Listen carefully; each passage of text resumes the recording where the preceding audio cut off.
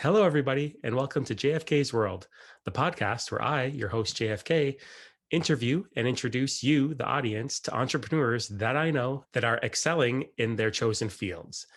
This week's episode number 5, episode 005, I interview a dear friend of mine, Tamara Shelly. Tamara and I have known each other since high school, and it was great catching up with her over this half hour where she introduces us to her smoothie and juice bar called Classic Juice Co., which is located in downtown Toronto on Coxwell Avenue. If you're in the area, please stop by 287 Coxwell Avenue. And Tamara basically outlines for any entrepreneurs listening kind of how she got started in opening up a juice and smoothie bar, some of the trials and struggles and successes that come with opening, what it was like for her first, 6 months to a year. And now 2.5 to 3.5 years later, what it's been like working through the global pandemic that we're currently in. If you're interested in learning more about Tamara, the website for Classic Juice Co. is classicjuice.co, or you could find them on Instagram at Classic Juice Company. And as always, thank you for tuning in. It would mean the world to me if you could leave a review, subscribe, let me know how the podcast is going and what you'd like to learn from this podcast.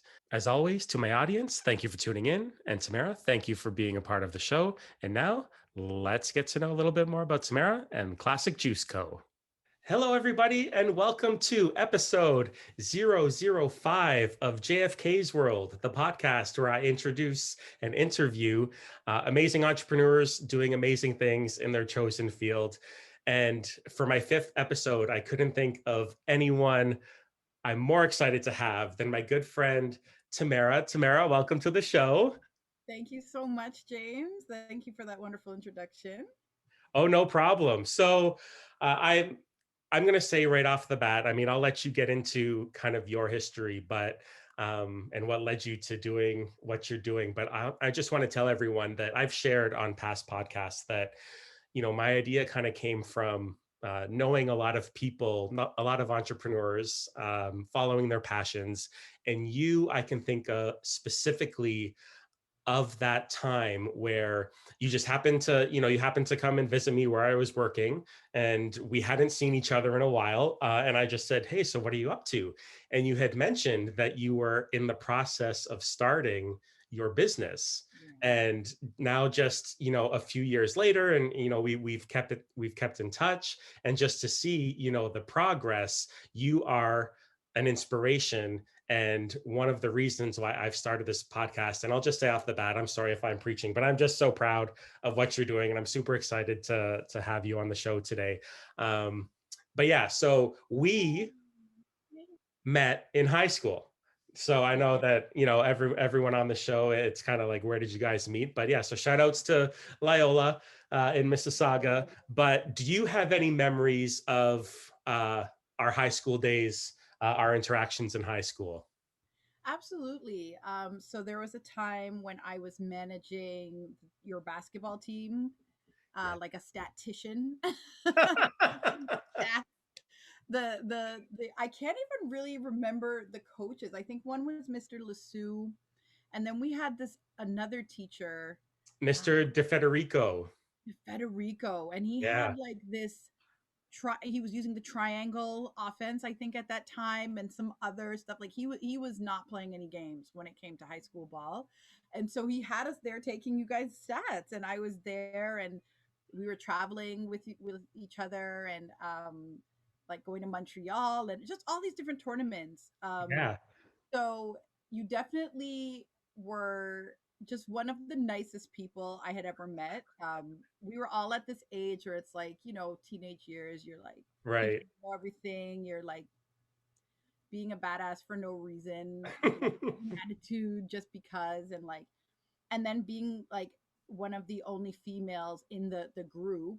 um I just noticed certain energies and things, and like I kind of would just kind of be around you a lot because you were really like just calm and cool and never doing too much and just super super sweet.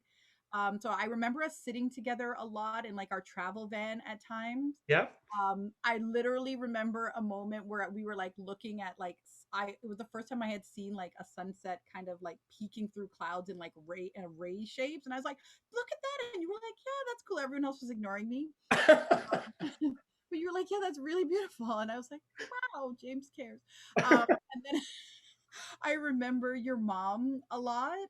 Yep. And that was another reason why I think I really gravitated towards you because you were always really respectful to your mom, whereas other guys were like embarrassed to their mom or rude to their parents and stuff. And like your mom was just super sweet. And you knew Shauna, who was also a very good friend of mine. Um, you went to elementary with her, so it was just like a really nice, I don't know, like just this nice gravitation towards like I don't know. I felt like a warm, friendly person, and you were pretty killer on the baseline. So Thank you. Yes. I cheered Well, for you a lot. I mean, so and that those few years in high school was the only time that I had the nickname that you guys would refer to me always, Big I'm Red, sorry if it was right? horrible. I'm sorry if it was horrible for you No, too. but it's, I mean, to give people, we're going to age ourselves. Well, I'm going to age us through this story. But, one of the cool things about growing up when we did was it was right when the Raptors first started, right? And to Mhm. experience that together. But Vancouver also started and they drafted a big white dude, big country Reeves. And then Big so me being a center on the team, being a big white dude, yeah, and red hair, so big red. And so like every day I would work to not play or not have a similar game to him. So thank you for Oh, acknowledging that my baseline shots, 3 pointers were on point because yeah, that we're is all far away from him. Oh my gosh, yeah, they were totally on point. Yep, and you would flash in there, grab boards, like it was awesome. But I think I don't know if I started calling you that because others maybe were calling you that, but like for me it was just because you were big with red hair. Yeah, It wasn't. I don't even remember that guy to be honest. So good. I wasn't associating you with him. And you So can also confirm that I at one point had big hair, big curly red big hair. curly. What does Shrek say? Curly locks. Yeah, It was very yeah, curly locks awesome. there. Yes, and then so like I said, so I mean, again, we, grew up in an age before social media, right? And, we reconnected through social media. And then, like I Mhm. said, you swung by where I work a few times and we've just kept in contact. But it's awesome to have you on the show. But, I wanna make this about you and your experience and what you're doing and advice you can have for entrepreneurs. So why don't you Absolutely. tell everyone what it is that you do? Well, I'm the owner and operator of Classic Juice Co. And we are a cold pressed juice company that's located in the East End of Toronto. Shout out to the East End. Yes.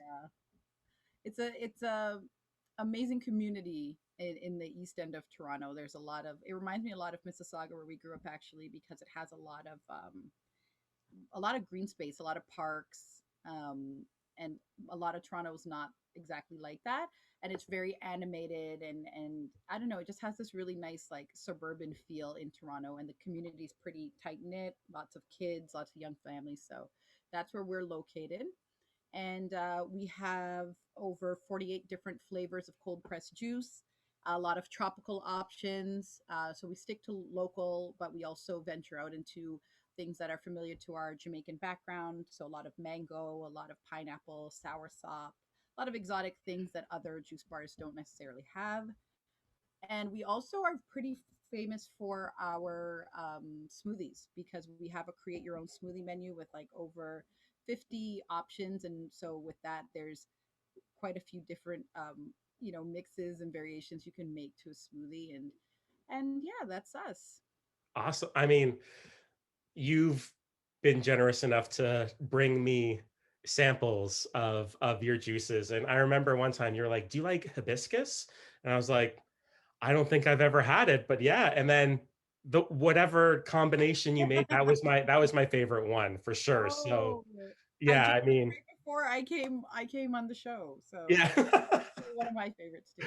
Perfect. There you go. No, but I mean, just reading, your 5-star Google reviews, and people do mention that they love the fact that you're part of the community and what you bring to the community. But I really loved, and I'm gonna, as I was doing my research for the show, in your about us on your website, I just want to read the first paragraph because if people haven't visited you guys or heard of you, I mean, this opening does it for me. So I'm just going to read it.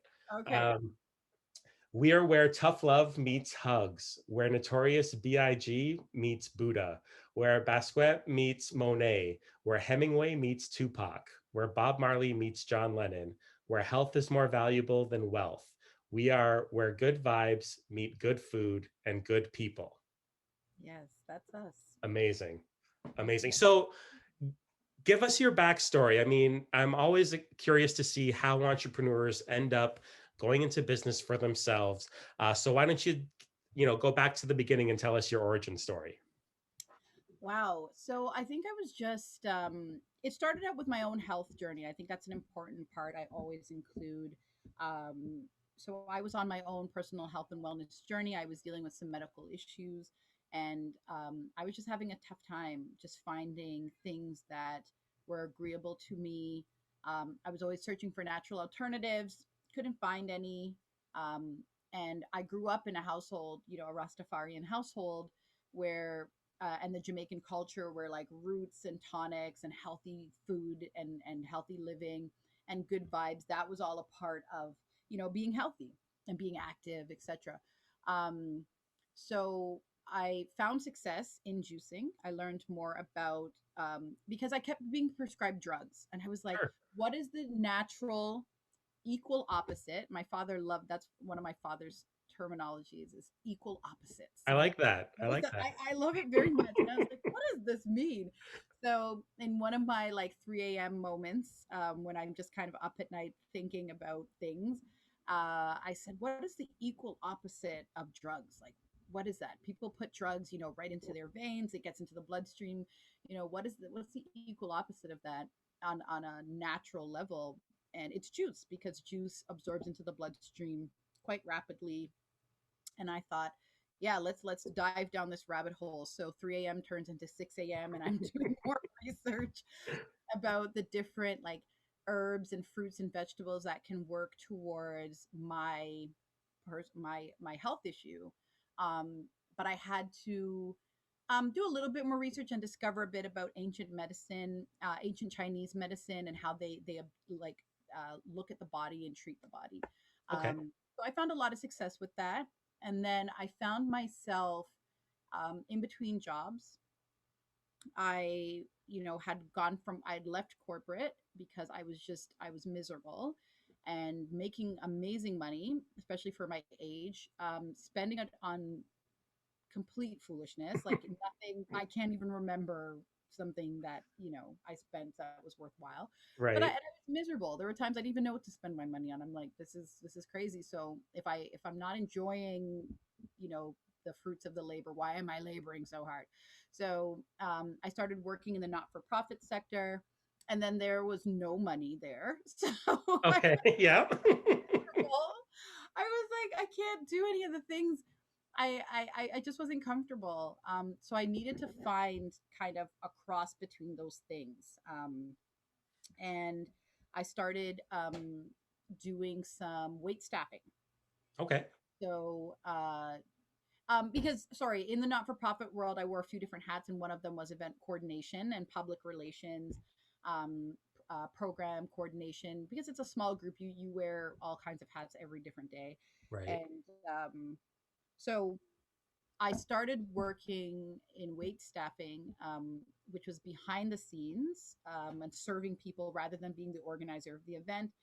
And I excelled pretty well in that industry because I used to be an event coordinator. So I was always ahead of the next step. I would know what was coming next, and caterers and different chefs that would come in to work for the event. They loved me. They were like, "Who is this girl? I want this girl to come and work at another event I'm doing." They would get my information, and I started networking. And through my love of food, we'd have some great conversations during the breaks or even after work or what have you.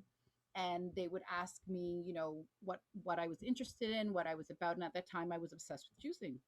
Okay. So I got hired on by one of the caterers, and one of the owners and I were talking on a break, and she was like, "What do you want to do?" And I said, "I want to open a juice bar at some point." At the time, I was thinking more of like a convenience store, but that had like a bodega vibe where you could get fresh juice, like in New York, you Yes. can Yeah, I get like, remember you telling me that. Yeah. yeah, Yeah. like I wanted to where I wanted a place where people came to get things that they needed, but I didn't want them to stick around. I didn't want to wait on people. I didn't want to Right. serve people. I didn't want a place to be like, Starbucks where people can hang out all day long. For me, that energy is kind of stagnant. And I wanted it to be very lively and very much like that New York feel, like, Spanish Harlem, da da da da da da da da da, Cool. like Yeah. people are, chatting it up, what have you.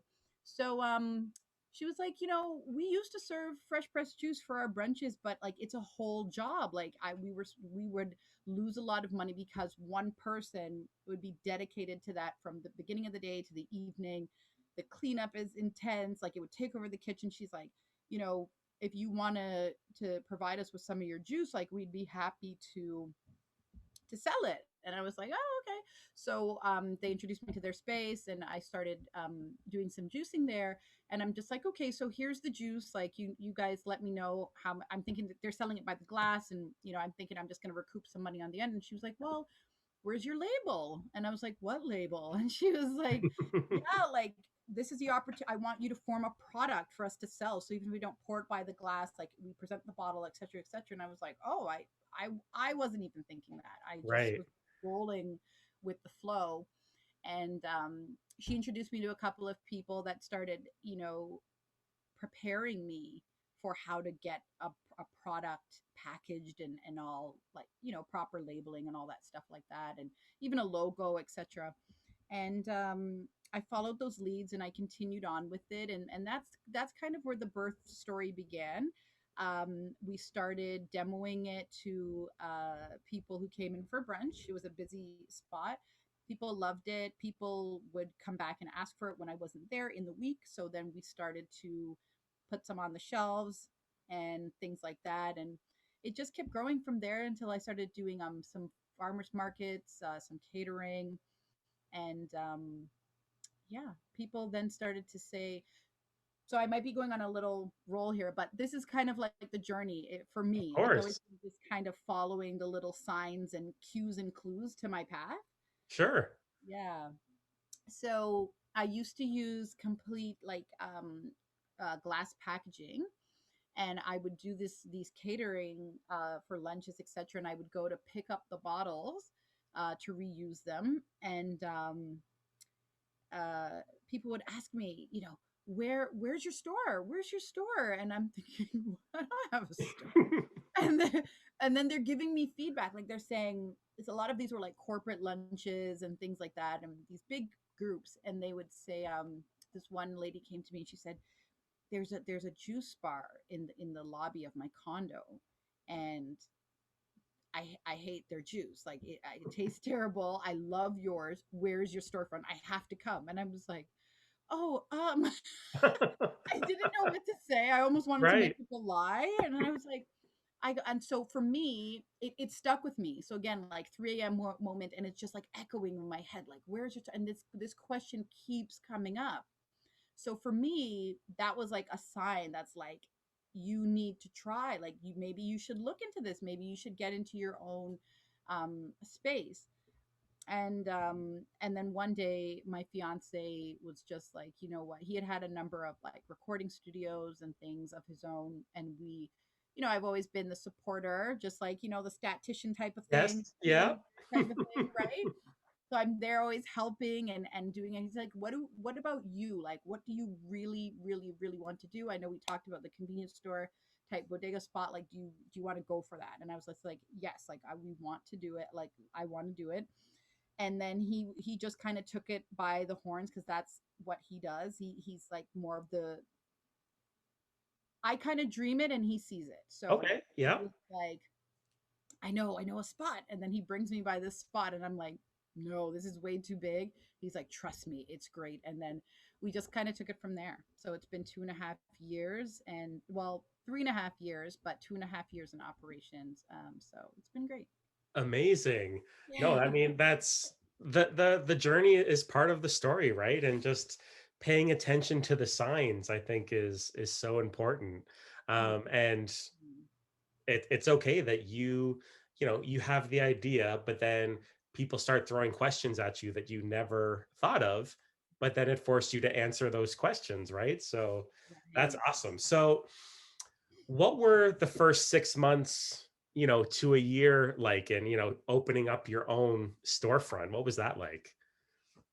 So scary. I was so on edge about everything because ultimately, um, things were not perfect. They were not as how I had dreamed it. And I just kept pushing back our opening day, and it was just getting expensive. It was getting crazy. My landlords were sick of me. They're like, open these doors, or like, forget it. You're never going to make Right. any money. You're never going to start. And so, yeah, just things just weren't all like a okay. So I didn't even do a grand opening. I just opened really quietly because I didn't even want like all this attention. But my family came, my close family came, and they all supported. And people passing by was like, "Oh, like I was wondering when you guys were gonna open. Like this is great." So the first 6 months to a year were pretty tough. Um, but one of the ways I coped with it is that I listened. I listened very intently to the feedback that people had. So people came and were like, this is great. And some people weren't kind about the feedback they were giving. And sometimes the advice that I've been given is like, oh, ignore those people. But I don't think you should ignore those people. I Right. think that you should really lean into the things that rub your skin, that irritate you, that you're not happy that people are saying, and Yes. you should take those seriously and make those a priority. Yes. um, so people, like, some people would come in and say, oh, you should serve slushies, like that would be great. And I was like, yeah, like that's a positive thing, right? And then Right. other people are just saying, I think you need to like work on your decor a little bit. And I was like, what are you talking about? This is like after months of completely renovating what was a crazy space, and so you're feeling quite proud, but then someone has this criticism.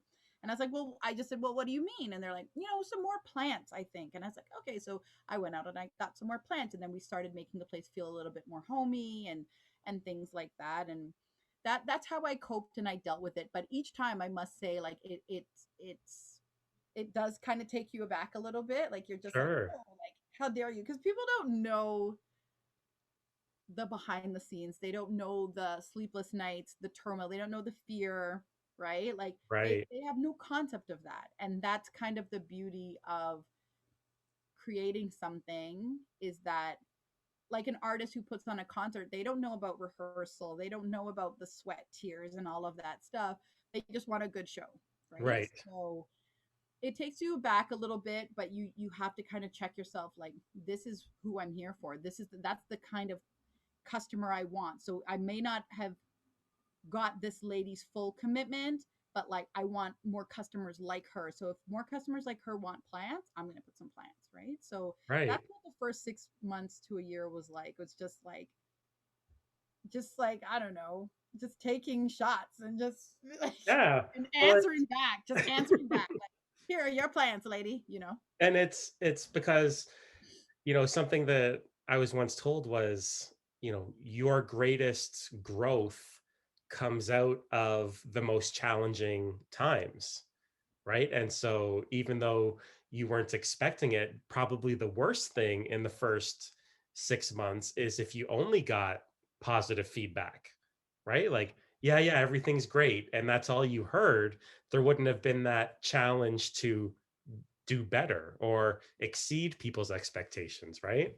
Absolutely. And that's what it's always been about for us, is just exceeding people's expectations.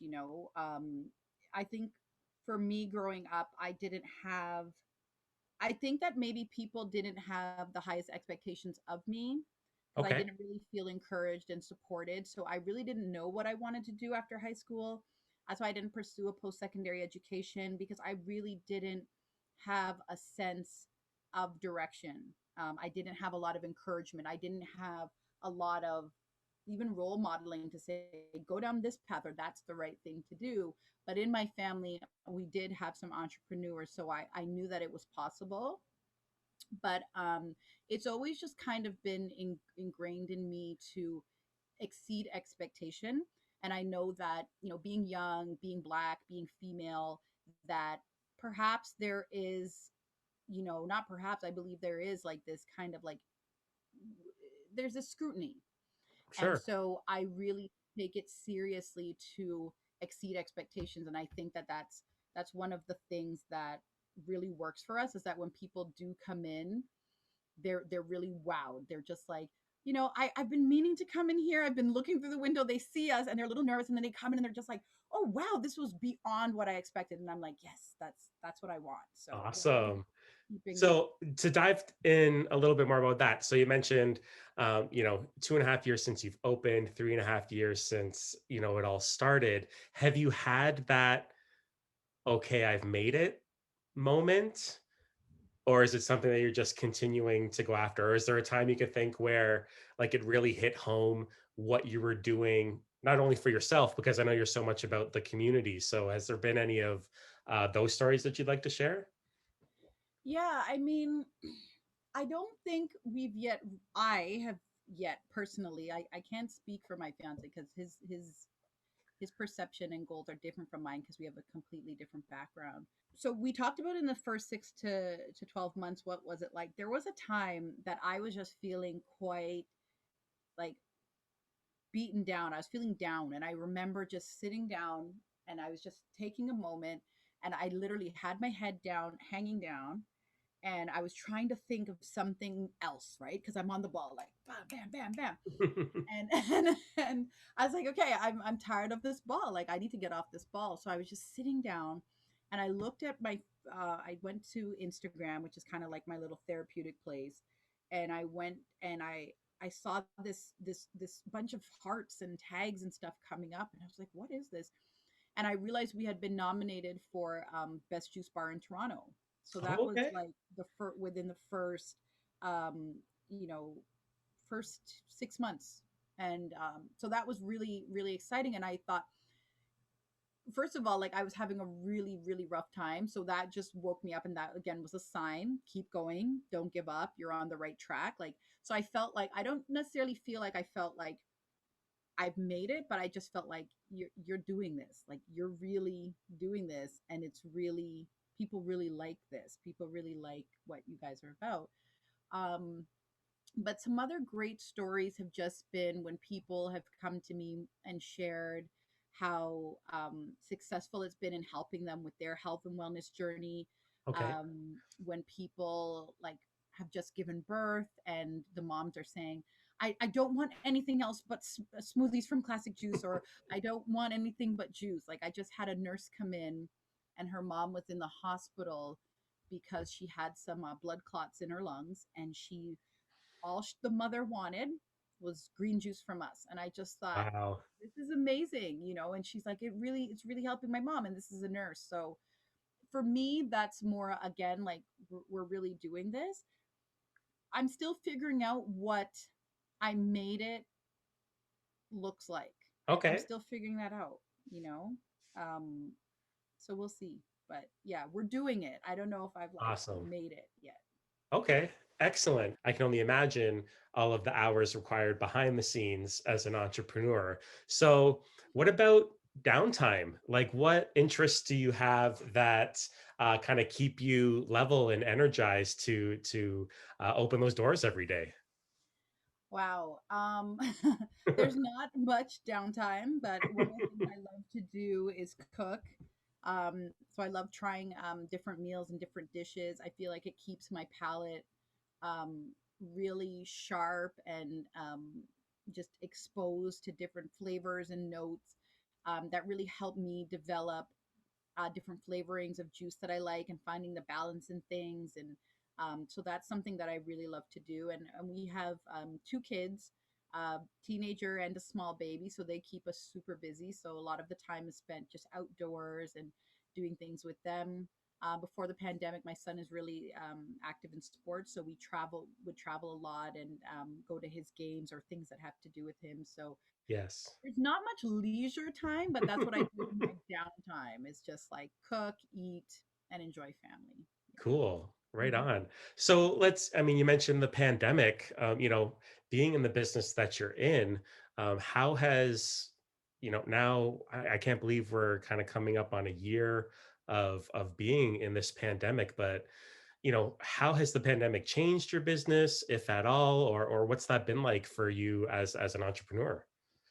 Uh, well, super challenging as it is for everyone, but I really can't complain. In all honesty, is because um, I feel like since the pandemic has hit, it's really shifted our mindsets as a collective of people about health Hmm. and wellness. I think that it's also slowed us all down to actually examine and look at ourselves and realize, like, wait, like, I got to take better care of myself. Sometimes we get so caught up with work that's just like, get up, head out the door, grab something on the way to work, eat lunch if I have the time. All these ordered, maybe take out when I get home. Like life was consuming, work was consuming our lives. So with the slowdown, I feel like it gave people more time to just slow down and care about their health a little bit more, boost their immune system. That was huge. A lot of people came in and was like, I want to boost my immune system because I don't want to catch this COVID. And I was just like, Right. yeah, like that's what we're here for. So we've actually grown. Our business has actually done increased and done better um, with the pandemic and it bringing uh, highlighting the Black Lives Matter movement. We've Mhm. also gotten a lot of support for Black business, support Excellent. for small local business. So we've really grown in that way.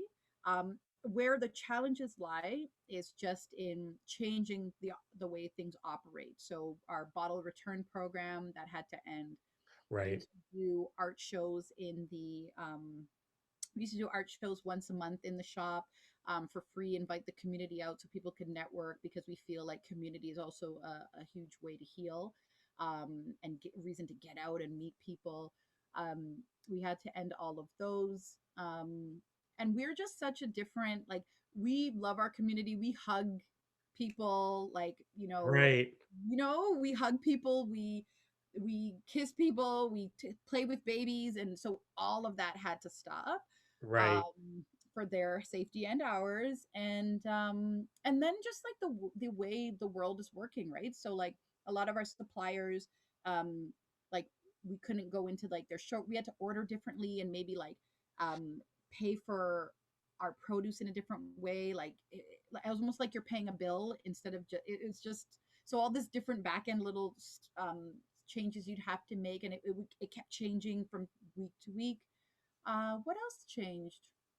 There was something. Oh, so we're also transitioning to going online. So that's stuff that Okay. like we never had the time to do ourselves because we're both so very hands on, but maybe didn't have the extra capital to hire someone to do that. Right. And maybe having a little bit too much pride to ask anyone to do it for us. So but it's just the way of the world now, and like there are different business grants and different community supports for small and local business, and a lot more volunteers now, to be honest, because people are at home or out of work. And so now we're transitioning to becoming like online and allowing people to order off our website and things like that. So we're in the middle of that right now. Awesome. No, that's great. I mean, I also saw something that I didn't know was that you also offer like cleanses as well. Like you have a Yes. program set up. So just, the whole health and wellness aspect as well. But yeah, ordering online. I've heard from a few businesses that, it was in their plan eventually, but the pandemic just fast tracked that timeline.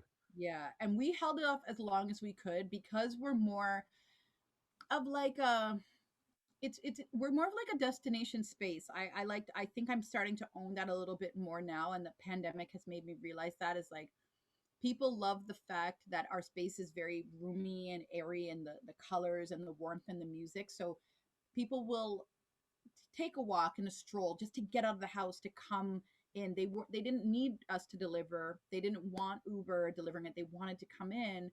But with this second lockdown, that's when people started to ask more, like, do you deliver? Like, people were just Right. being more and more cautious. So it was really, it's really been forced upon us, and it was in the plan eventually, but now it's like this is the way that we have to be from now on. So that's where we are. And you mentioned something, the cleanses again, with everyone slowing down and now working from home. It's an optimal time to cleanse, because you don't have to Right. worry about your boss giving you heck because you're getting up and using the washroom a few times Right. in 1 hour. So it's just an interesting perspective, I think, when we just think about like how much work dominates and impacts our health. So yeah, Sure. that's cool. Definitely. So, what about advice for entrepreneurs? I know that, you've already dropped, a lot of information, a lot of helpful insights. But if you Really had to think appreciate. about, someone that's listening and, is inspired by your story or thinking about, taking that step, maybe they're not happy with, the career that they're in, or just coming out of school and looking to start. What advice would you give to aspiring entrepreneurs out there? So I have a few. I know I'm a little loquacious. Thank goodness for editing, James. Let's work on this one. Um, so a few different things. So I think ultimately you have to find your own authentic voice. You have to listen to what ultimately makes your heart beat, like what really stirs you up, what really gets you going. You might have people who have very good intentions that are saying, "Oh, you should do this. You should, my mother would have loved for me to have been a doctor, like I'm sure, but that's not me. I'm not built like that. I'm not an A type." Um, but and then you have people that'll say, "Oh no, you could never do this or never do that." So ultimately you have to find your own authentic voice and listen to that. With that comes a passion, and then within that, when you cross what your passion is with serving the needs of the world, I think that's where you find your purpose. And my purpose is to help people, and to ultimately, I love to make people feel good. I like for things to be a good, fair, even exchange. I like to learn from others. So that's what I feel like I do in my space. And then once you find out what that is, you have to get started. You have to take a step and try. So don't expect to have it all figured out in one shot, because you will get caught up on the wheel of having that perfect like prototype, and it just doesn't work that way. You have to try and then tweak and try and tweak and try and tweak and until your prototype ready, and then roll things out. But you have to get started. I used to spend a lot of time trying to write business plans, but I would keep getting stuck, and then I would put it down for like 6 months and then pick it up again, and I just hit another wall. And the reason is, now that I'm in it, is like I didn't have any data. I didn't have like, what's your demographic? I don't know what my demographic is. I don't have a product. I have no one buying anything for me. So how do I know what the demographic is, right? Right. And even when I had a sense of what demographic was from my other experience with the cafe, moving and opening in this area is a completely different demographic. So until you have things going and moving, and that you've actually started, you're not going to be able to fill in those gaps. At least that's been my experience. That's my advice. It's just like, you know, find your purpose, and fuel it. Like, make it all encompassing. Think it has to be something that you wake up in the morning thinking about. When you're showering, you're thinking about it. It just has to be a part of you. And I think that with good intention and good energy, um, only good can come out of it. So that's my advice. Awesome. No, hey, that's great advice. Okay, I want to let everyone know, where can they find you? Where can they? I mean, physically, I know the store 287 Coxwell Avenue, but where can people find you online? So our website is classicjuice.co. Everyone thinks that's a spelling error, but it's like Classic Juice Company. So whatever. I like it. I got it. Yeah. You got it. She I'll make knows. sure it's not a spelling error when I put it on the video. Um, you can always just contact me through our website, just info at classicjuice.co. And yeah, that's what and on Instagram, we're Classic Juice Company, full word company. And, you know, the social media just rolls and goes on and on from there, but it's all pretty much accessible through the website. Awesome. Well, Tamara, I mean, I've had fun. I can't believe it's been um half an hour. I think we've been talking, and it seems like 5 minutes. I'd love to keep going, but hopefully down the road I can have you back on the show, because you've been super insightful to entrepreneurs. I'm hoping that anyone that's listening that lives on east side of Toronto, or wants to make that drive, or like you said, up the green space, stop by when they're in a park nearby, to come and check you guys out, because it sounds like not only is the juices and what you're giving from a health conscious perspective, but just the impact that you're having on your local community. So if anyone hasn't checked you out, I hope that they do. And then as this podcast goes on, I hope to have you back on whenever there's more exciting news to share, Mhm. from Classic Juice Co. and or just, hey, anything, because like I said, this has been an absolute pleasure, and I thank you for being on the show. Thank you so very much for having me. It's been a blast. And yeah, I can't wait to catch up again soon in person and on this podcast. And I wish you much success with the show. Thank you. All right, have a good one. You too. Take good care. And that's a wrap on episode 005. Once again, I'd like to thank Tamara for taking the time out of her busy schedule to share her insights, her journey, her experience with myself and the listeners. Once again, if you'd like to get in contact with Tamara, maybe perhaps go have a smoothie or juice at Classic Juice Co. Once again, you can find them at classicjuice.co online, or on Instagram at Classic Juice Company. And as always, thank you for tuning in to JFK's World, the podcast.